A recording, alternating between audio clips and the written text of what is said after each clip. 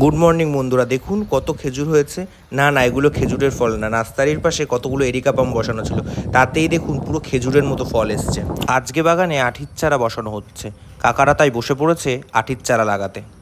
আপনাদের ফেলে দেওয়া আঠি কিন্তু আমাদের কিনে নিতে হচ্ছে 70 পয়সা করে। এগুলোই আমাদের 1 বছর ধরে বড় করতে হবে, তারপরেই গাছগুলো বিক্রির জন্য উপযুক্ত হবে। সব চাষিরা কিন্তু তাদের 1 বছরের আগেই তাদের লাভের অংশ পেয়ে যায়, কিন্তু আমাদের 1 বছরের বেশি অপেক্ষা করতে হয়। যা মেন শিকড়ই তো কাকা কেটে ফেললে। কাকা মেন শিকড় কেটে দিচ্ছ কেন? গাছের গাছ বাঁচবে? মেন শিকড় একটু ছোট করে না দিলে এই মেন শিকড়ে গাছটা বসানো অসুবিধা, যার কারণে মেন শিকড়টা কেটে ছোট করে দিলে একটু ঝুরি শিকড় থাকবে। কোথায় ঝুরি তাতে শিকড়? তাতে গাছটা বেঁচে থাকবে। এই যে ঝুরি শিকড়গুলো আছে এতে গাছটা বেঁচে থাকবে। ও, এই মেন শিকড় থাকলে বসাতে অসুবিধা হয়, হ্যাঁ, তার জন্যই কেটে দাও। হ্যাঁ। এমনি গাছ মারা যাবে না? না, গাছ মারা যাবে না। এইগুলো এরকম এত সুন্দর গাছ তৈরি করতে একটা ব্যবসাদার আর তার সাথে তার লেবারকে প্রচুর পরিশ্রম করতে হয়।